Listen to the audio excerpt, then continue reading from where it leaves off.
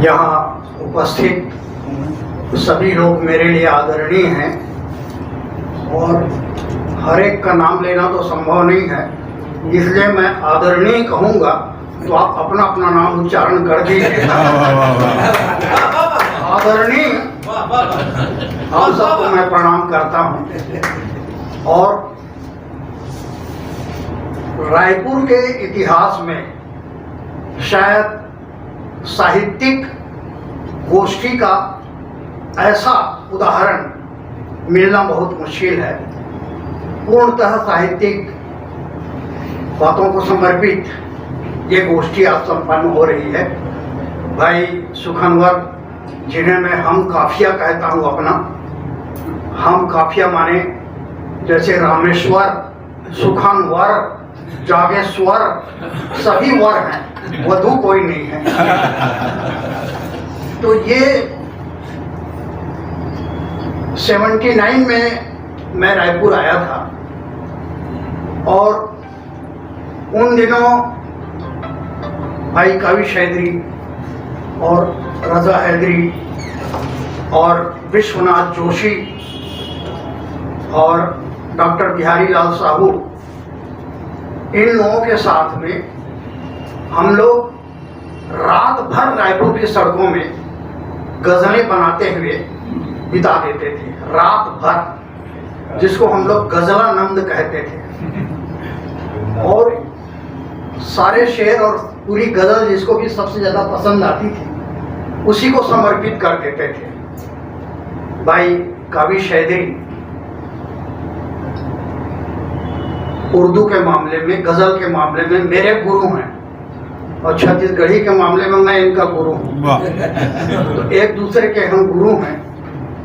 और कावी शैदरी की मैंने विशेषता उन्हीं दिनों पकड़ ली थी। एक गजल की खासियत होती है रियायत लफ्जी।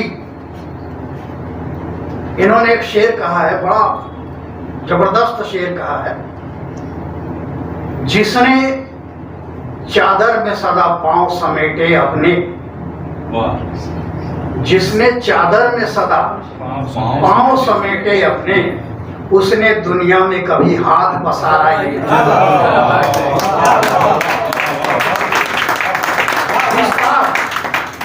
विस्तार देखिए, जिसने, उसने चादर में, दुनिया में, चादर का विस्तार दुनिया तक, हाँ, पांव समेटे अपने, हाथ पसारा ही।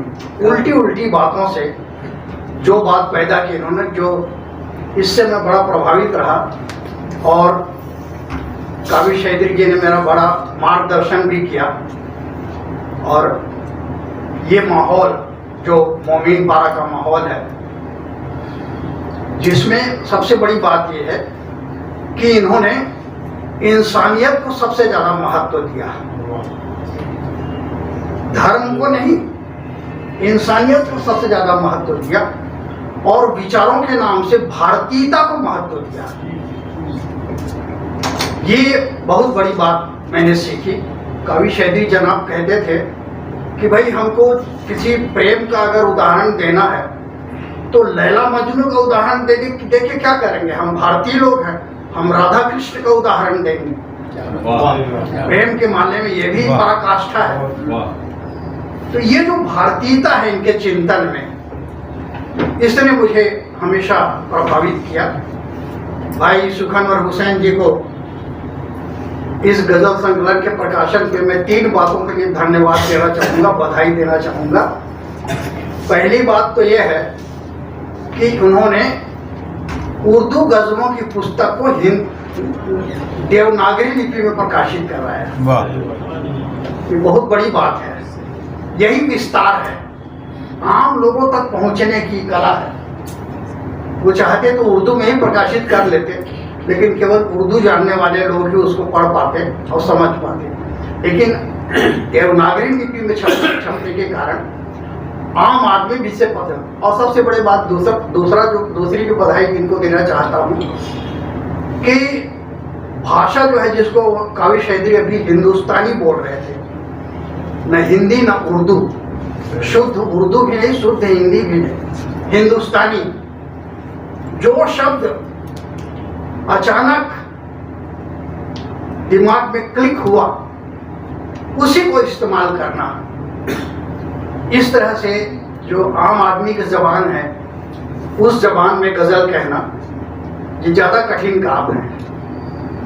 बाकायदा जो लोग सोचते हैं कि बड़ी दकीक उर्दू में लिखें और बड़ी ऊंची ऊंची बात लिखें, तो भैया जो पढ़ने वाला है वो समझेगा ही नहीं, तो आपकी ऊंची बात का क्या मतलब होगा। इतना सहज, इतना सरल होना चाहिए कि जो भी पढ़े या सुने सीधे उसके दिल पे बात उतरे। और तीसरी बधाई मैं सुखनवर जी को इसलिए देना चाहूंगा कि इसमें एक आम आदमी का दर्द है। भूख, गरीबी, ये सारी बातें बार बार पूरी गजल में रिपीट हुई है। तो ये बहुत बड़ी बात है कि इस खास शायर होने के बावजूद आम आदमी के दर्द को बयान कर रहा है। और यही विस्तार है, अपने आप से निकल के पूरी दुनिया में अपने आप को बिखेर लेना, ये बहुत बड़ी बात है। इसलिए 3 बातों के लिए तो मैंने, और सारे अच्छे शेरों को तो सबने कोट कर दिया, मुझे कोट करने की शायद आवश्यकता नहीं है, लेकिन मैंने देखा है आज तक मैं सुखनवर हुसैन को एक प्रतिभाशाली युवा शायर समझता था। प्रतिभाशाली और युवा शायर, ये पुस्तक पढ़ने के बाद मुझे लगा कि ये तो 50 साल से ऊपर का आदमी हो गया, युवा कहाँ रहा। तो ये आज की तिथि में उर्दू जगत का एक प्रतिष्ठित शायर है। क्या कहें, वाह वाह वाह वाह। और उनकी गजलों में उस्तादों जैसी बात है, जो उस्ताद लोग कहते हैं। अब गालिब को चैलेंज करने वाला व्यक्ति कोई साधारण थोड़ी हो सकता है। तो साधारण बातों में भी ऊंचाई पैदा करना और सबको समेटते हुए, सबका समन्वय करते हुए उनको अभिव्यक्त करना, ये बहुत बड़ी बात इनमें मैंने देखी। एक और बहुत बड़ी बात ये है कि ये केवल क्रिएटर नहीं है, ये प्रेजेंट करने वाले व्यक्ति भी हैं, परफॉर्मर भी हैं। अधिकांश लोग क्रिएटर तो होते हैं, परफॉर्मर नहीं हो पाते, और जो परफॉर्मर होते हैं क्रिएटर नहीं होते। दूसरों की रचनाएं पढ़ के अच्छी आवाज में अपना नाम बुलंद कर लेते हैं, लेकिन जिस बेचारे ने वो रचना लिखी है वो गुमनामी में ही खो जाता है। तो इसलिए भी, चूंकि ये परफॉर्मर भी, अभी आपने इनकी गजल सुनी और जिस संगीत के उतार चढ़ाव को वो समझते हैं और लोगों तक पहुंचाते हैं, बहुत बेहतर ढंग से शेर के मर्म को हृदय तक स्थापित करने की कला है ये परफॉर्मेंस। इसलिए, और सबसे बड़ी बात तो ये है, इतने बड़े बड़े उर्दू के विद्वान यहाँ बैठे हुए हैं और एक निहायत ही अनाड़ी व्यक्ति को अध्यक्षता सौंप दी, वैष्णव आदमी को। कुछ लोग बोलते हैं कि आप शेर कैसे कह लेते हैं, आप तो दूध पीते हैं और कुछ पीते ही नहीं, फिर भी शेर कहते हैं। मैंने कहा भाई कि शेर कहने के लिए कुछ पीना जरूरी नहीं है, जीना जरूरी है। इस तरह आज का ये कार्यक्रम बहुत गरिमामय और बहुत प्रभावशाली और बहुत कुछ सीखने के लिए इसमें बातें मिली हुई हैं। मैं भाई सुखनवर को बहुत बहुत बधाई देता हूँ कि इस माध्यम से इन्होंने जोड़ा और एक साहित्यिक इतिहास को नया शुरू किया। ऐसी गंभीर गोष्ठियाँ होनी चाहिए, चर्चा होनी चाहिए। आप सबको प्रणाम के साथ मैं आप अपनी कोई रक्षा सुनाई, संक्षिप्त जैसे दादा पारा कोई नहीं, वो तो कविता ही नहीं है, जो भी है वो तो केवल शब्दों को पकड़ने की कला है। कुछ भी सुना दीजिए, हैं? वो 10-15 मिनट है अभी अपने पास। वो जो डाकू के मेकअप में चलिए सुना दीजिए। क्षेत्रीय विधायक जननायक वो कांटे तमाम बस गए वाह गुलशन के आसपास। अच्छा, बहुत अच्छी बात। कांटे तमाम बस गए गुलशन के आसपास। उगना मना है, हाँ? उगना मना है, उगना मना है फूल को आंगन के आसपास।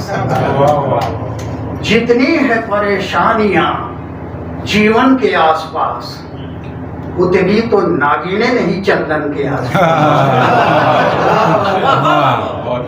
उसकी जुबान का कोई कैसे करे यकीन, चिंगारियों की फौज है सावन के आसपास। उसकी जुबान का कोई कैसे करे यकीन, चिंगारियों की फौज है सावन के आसपास। अपने ही घर में राम अकेले खड़े हैं अब, अपने ही घर में राम अकेले खड़े हैं अब, जबकि समूची भीड़ है रावण के। ये चूंकि मैं व्यंग भी लिखता हूँ, तो कभी कभी व्यंग किस रूप में प्रकट होता है, गजल में व्यंग। जननायक अधिनायक निकले खुल करके खलनायक निकले। जननायक अधिनायक निकले खुल करके खलनायक निकले। जो डाकू के मेकअप में थे वे क्षेत्रीय विधायक निकले। जननायक अधिनायक निकले खुल करके खलनायक निकले। जो डाकू के मेकअप में थे वे क्षेत्रीय विधायक निकले। जब भी मिलते थे रोते थे पता लगाया गायक निकले। जब भी मिलते थे रोते थे पता लगाया गायक निकले। युग के हीरो चुने गए जो सबके सब नालायक निकले।